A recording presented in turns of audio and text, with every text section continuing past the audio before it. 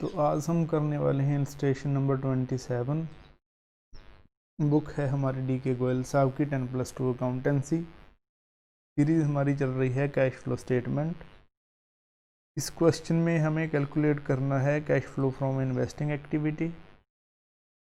2015 और 2016 2 साल का डाटा दिया है।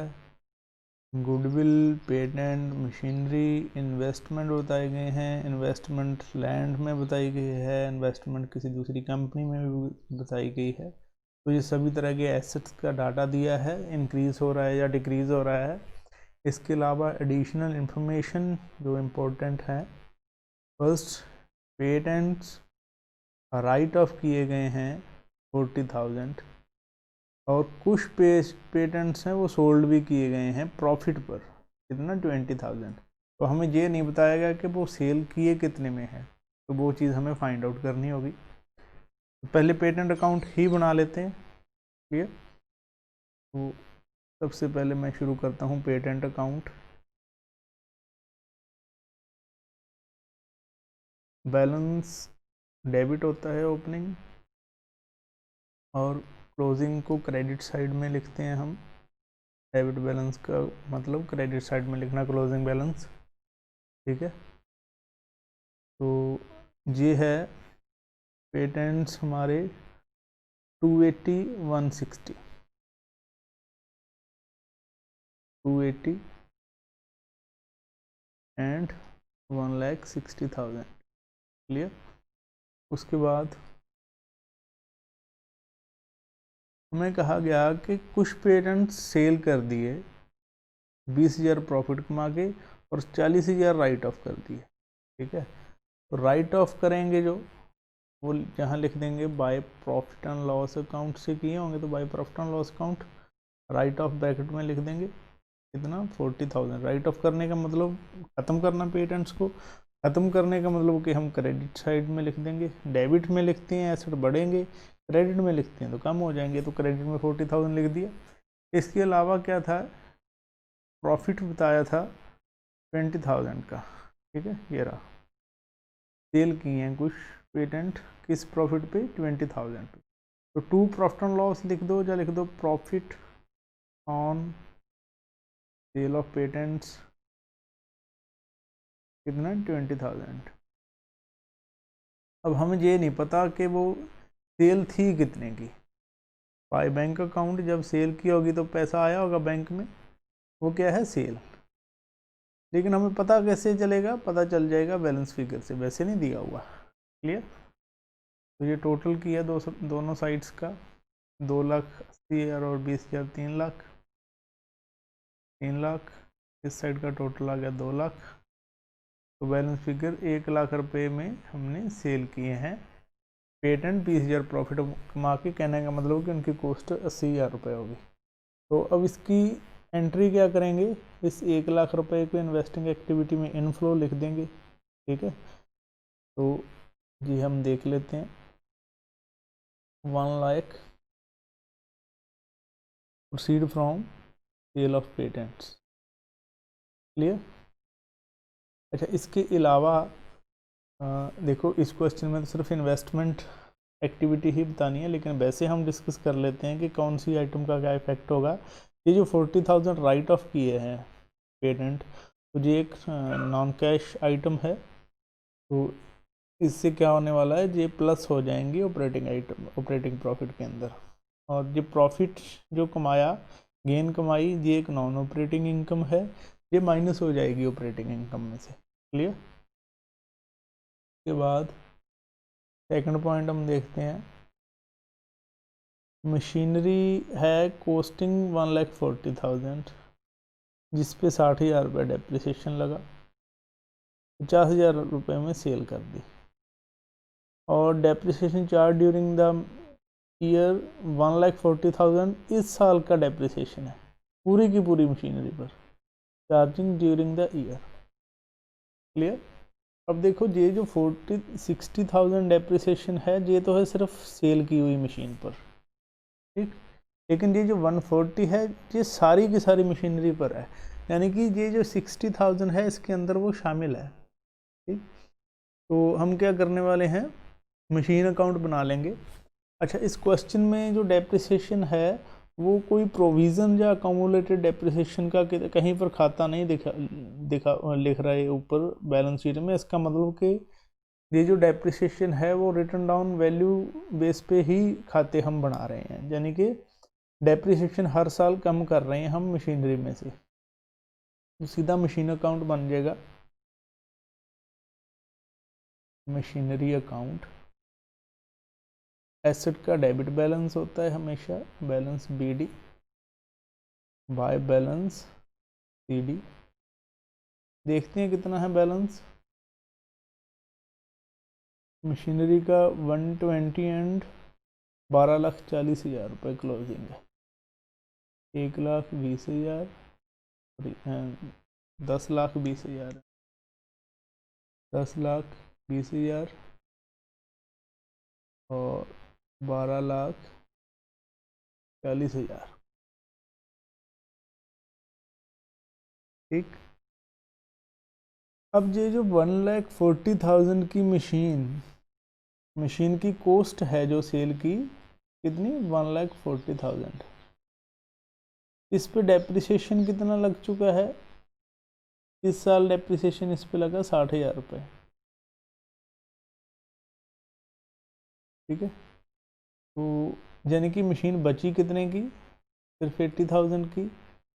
सेल कितने में की, ये रिटर्न डाउन वैल्यू है 80,000, सेल की 50,000 में।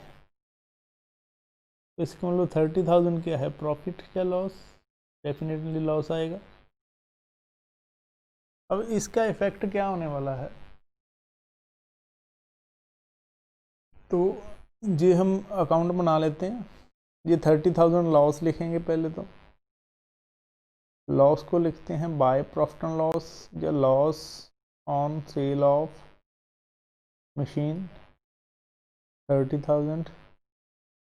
जितना पैसा आया बाय बैंक अकाउंट सेल, कितने में सेल की थी, सेल की है 50,000 में, तो 50,000 क्लियर। अच्छा, डेप्रिसिएशन बाय डेप्रिसिएशन अकाउंट लिख देंगे। जहाँ देखो डेप्रिसिएशन, जहाँ 60,000 लिखूँ या फिर 140,000 लिखूँ, ये ध्यान देने वाली बात है। 60,000 जो डेप्रिसिएशन है वो सिर्फ इस मशीन पर है, और 140 सारी की सारी मशीन पर। हम जो अकाउंट बना रहे हैं वो बना रहे हैं रिटर्न डाउन वैल्यू मेथड से।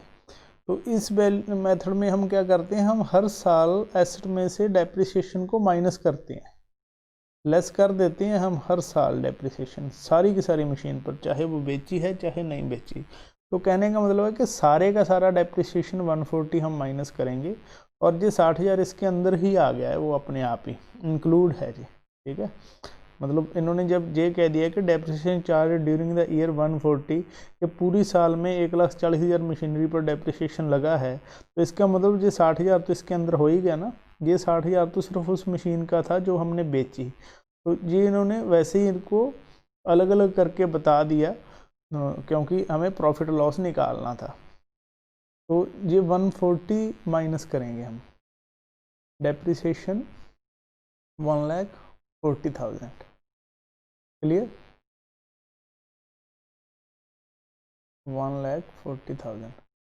अब इसको इस 1,40,000 में से 60,000 रुपया वो वाली मशीन का है जो बेची। ठीक है, और ये 60,000 मिला लें, ये 50,000 मिला लें, और ये 30,000 मिला लें, तो तीनों का टोटल कितना आएगा, जितनी उसकी वैल्यू है, और वैल्यू कितनी है 140 कॉस्ट। ठीक है, ओरिजिनल कॉस्ट है, जो वैल्यू का मतलब ओरिजिनल कॉस्ट कह रहा हूँ मैं, यहाँ रिटर्न डाउन वैल्यू नहीं कह रहा। तो ये 140 ही बनेगा, 60,000, 50,000, 1,10,000 और 30, 1,40,000 क्लियर। उसके बाद इसका इफ़ेक्ट हम देखने वाले हैं। तो पहले तो बैलेंस फिगर से देखो कि कोई सेल परचेज जहाँ से फाइंड आउट होगी हमें, तो टोटल कितना आ गया, जो मैं कैलकुलेटर यूज़ कर लेता हूँ।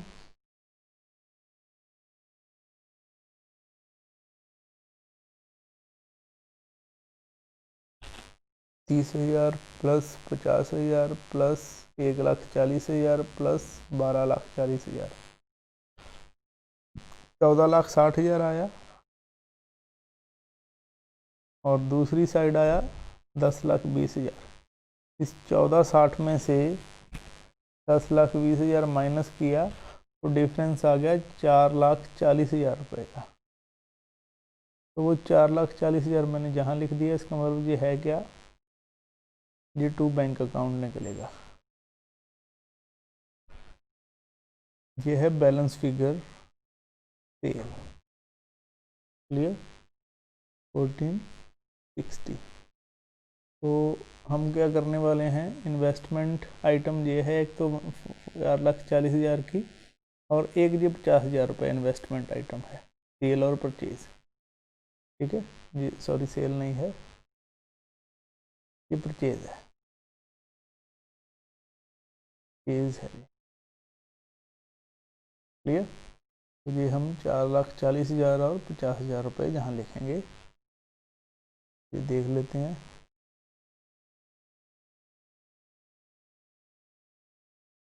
₹50,000 जेरा सेल से, और नेक्स्ट पेज पे 4,40,000 ये आउटफ्लो है।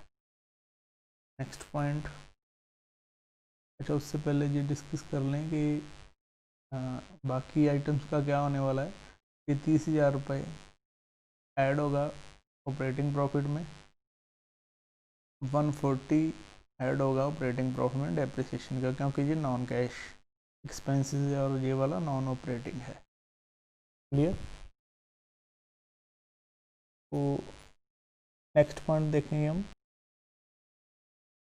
तो नेक्स्ट हमारा पॉइंट है third, on 31st March 16, 10% investment were purchased for 180 and some investment were sold at a profit of 20,000. Interest on investment was received on March 16, clear। तो 1,80,000 रुपये के इन्वेस्टमेंट परचेज की हैं, और कुछ इन्वेस्टमेंट 20,000 में प्रॉफिट कमा के 20,000 का प्रॉफिट कमा के सेल की है। ये 10% लॉन्ग टर्म इन्वेस्टमेंट की बात कर रहे हैं। ये जो 10% दिया हुआ है ना, ये नाम ही है 10%, तो यानी कि ये वाली कैटेगरी की बात कर रहे हैं। ये इन्वेस्टमेंट अकाउंट मैं बना लेता हूँ यहीं पर, क्लियर। ये इन्वेस्टमेंट अकाउंट बना लेते हैं हम।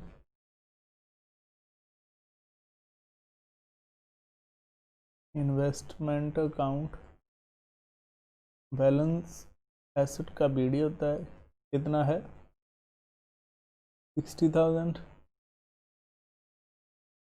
और by balance CD closing balance है 160। 1,80,000 रुपये के इन्वेस्टमेंट हमने क्या किया, परचेज की है। तो टू बैंक आएगा, क्योंकि बैंक से पैसा गया, credit the giver, bank payment कर रहा है। इन्वेस्टमेंट डेबिट हो जाएंगे, क्योंकि एसेट बढ़ते हैं तो डेबिट होते हैं, इन्वेस्टमेंट अकाउंट डेबिट, ठीक है। ये है परचेज 180 की। फिर क्या कहा कि कुछ जो इन्वेस्टमेंट है वो हमें ये नहीं पता कि वो कितने में सेल किए, बाय बैंक अकाउंट्स, मतलब सेल किए हैं तो पैसा तो बैंक में ही आएगा, लेकिन ये नहीं पता कि कितने में किए हैं, तो वो अभी क्वेश्चन मार्क है। हाँ ये पता है कि प्रॉफिट कमा के किए, तो जहाँ पर to profit and loss account या प्रॉफिट ऑन सेल आ जाएगा, profit on sale of investment कितना 20,000। अब ये बैलेंस फिगर से हमें ये जो क्वेश्चन मार्क है उसका आंसर मिल जाएगा, ठीक है। तो ये हो गया 1,80,000 और 2,00,000, 260 में से 160 गया, तो सेल कितने की हुई, सेल हुई 1 लाख की। क्लियर? ये हमें बैलेंस फिगर से पता चला। तो अब हम क्या करने वाले हैं, इस 1 लाख रुपए को प्लस कर देंगे और इस 1,80,000 को माइनस कर देंगे। तो नेक्स्ट पेज पे 180 माइनस हो जाएगा परचेज ऑफ 10% इन्वेस्टमेंट, और 1 lakh proceed from sale of investment plus हो जाएगा। क्लियर? उसके बाद फिर से हम वापस स्टेटमेंट पे आते हैं। अच्छा जी, बाकी जो आइटम है इनकी डिस्कशन कर लें पहले। ये जो हमारा 20,000 है ये माइनस होगा क्योंकि ये नॉन ऑपरेटिंग इनकम है ऑपरेटिंग एक्टिविटी में से, और इसके अलावा कुछ नहीं है। ठीक है, तो ओपनिंग और क्लोजिंग बैलेंस ही है सिर्फ। नेक्स्ट टॉपिक, फोर्थ, मार्टेक्स लिमिटेड ने डिविडेंड पे किया है 10% ऑन शेयर्स पर। और मार्टेक्स के कितने शेयर हैं हमारे पास? 1 लाख, पिछले साल भी इस साल भी, तो इसमें तो कोई ओपनिंग क्लोजिंग बैलेंस का चक्कर ही नहीं रहा। ठीक है, तो 1 लाख पे 10% 10,000 रुपये हमें डिविडेंड मिला होगा, तो 10,000 हम क्या दिखा देंगे? डिविडेंड दिखा देंगे। नेक्स्ट पेज पे है dividend 10,000, dividend receive 10% of 1 lakh. Next topic, 5th point, plot of land was purchased out of surplus fund for investment purpose and let out for commercial use and rent received 30,000। ये जो rent मिला ये investment purpose है से के कारण मिला है, तो ये भी इन्वेस्टमेंट एक्टिविटी ही होता है रेंट रिसीव। ठीक, तो 30,000 हम दिखा देंगे इन्वेस्टमेंट रिसीव। उसके बाद नेक्स्ट पॉइंट कोई नहीं रहा, तो ये हम ध्यान से देखें तो गुडविल 1 लाख से 3 लाख हो गई है। ठीक है, तो 2 लाख रुपए ये गुडविल परचेज है इसका मतलब, तो ये 2 लाख रुपए लिखा होगा माइनस में परचेज ऑफ गुडविल। उसके अलावा एक बार सारी आइटम्स देख लेते हैं, भी रह जाती है आइटम। पेटेंट्स हम ये कर ही चुके अकाउंट बना के, मशीनरी भी हम कर चुके अकाउंट्स मेंटेन करके। Long term investment 10%। अच्छा, ये जो 10% इन्वेस्टमेंट है इसका मतलब ये 10% हमें इंटरेस्ट मिलेगा इसके ऊपर। अब बात ये है कि वो 10% जो इंटरेस्ट है वो हम 60,000 रुपये लगाएं या 1,60,000 रुपये।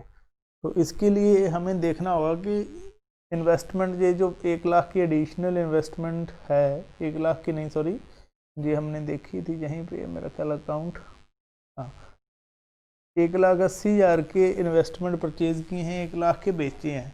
लेकिन जब ये खरीदे और बेचे किस डेट को हैं? वो बेचे हैं 31 मार्च 2016 को, बिल्कुल लास्ट डेट में। तो यानी कि जो ब्याज मिलेगा तो वो ओपनिंग बैलेंस पे मिलेगा, क्योंकि क्लोजिंग में तो बिल्कुल लास्ट डेट पे चेंज आया ना।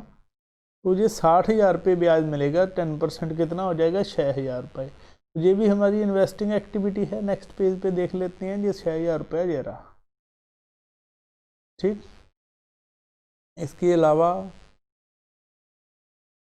इन्वेस्टमेंट इन लैंड 1 लाख था, 1 लाख ही है, और इसका मतलब कोई चेंज नहीं हुआ तो कुछ नहीं करेंगे। और शेयर ऑफ मार्टेक्स लिमिटेड, इसका भी कोई चेंज नहीं हुआ तो इसका कोई इफेक्ट नहीं पड़ेगा। तो बाकी इन्वेस्टमेंट के पॉइंट सारे हमने कर लिए। तो ये क्वेश्चन हमारा कंप्लीट है। Thank you.